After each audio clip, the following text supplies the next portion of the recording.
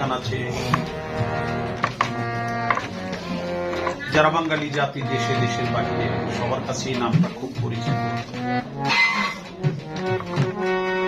নারায়ণগঞ্জ ফতুল্লায় তার বসত বাড়ি ছিল, জন্মস্থান বাড়ি ছিল সুরুদিয়া। আজকে আমাদের মাঝে সে নেই।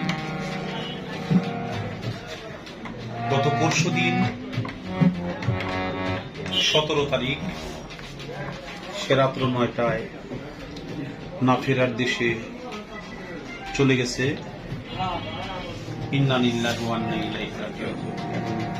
আপনারা সবাই তার জন্য দোয়া করবেন, কারণ এই পথে সবারই যাইতে হবে, যাওয়ার জন্যই আমাদের আশা। কাকে আল্লাহ কখন পছন্দ করে ফেলে, কাকে আল্লাহ কখন ডাকে, এটা আমরা কেউ জানি না। দুদিনের দুনিয়া, আমাদের হাসি তামাশা, আমাদের রং তামাশা,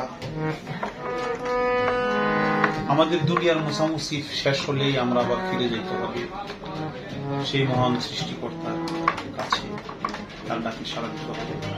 এটার বাইরে আমরা কেউ নাই। দুনিয়ার সব মিথ্যা, কিন্তু আমি যে একদিন থাকবো না, এটা সব। সেই না ফেরার দেশে আবুল সরকার চলে গেছে।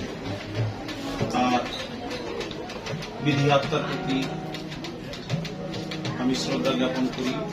আল্লাহ তাআলা যেন তাকে পরম বাসরের সুখে শান্তিতে রাখে। জীবনে চলার পথে মানুষের অনেক কিছু ইচ্ছে মিলিয়ে থাকে, জানি না যদি মনের অজান্তেও জনাব আবুল সরকার তার সাথে কোনো দুর্ব্যবহার করে কোনো বিষয়ের জন্য আপনারাও জীবনে ক্ষমা করে দিয়ে তার রুহের মাগফিরাত আপনারাও কামনা করবেন। আল্লাহ তাআলা যেন তাকে গুনাহ খাতাগুলো ক্ষমা করে দিয়ে পরম বাসরে তাকে সুখে শান্তিতে রাখে। আমরা তার শোক সন্তপ্ত পরিবারের প্রতি সমবেদনা প্রকাশ করছি।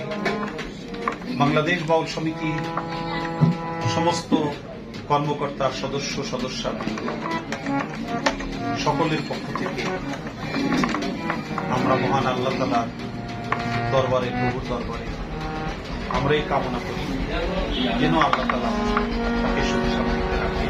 তার পরিবার বর্গ যারা, তার কৃষি শুভাকাঙ্ক্ষী যারা, তাদেরকে জন্য আল্লাহ তাআলা শক্তি দান করি।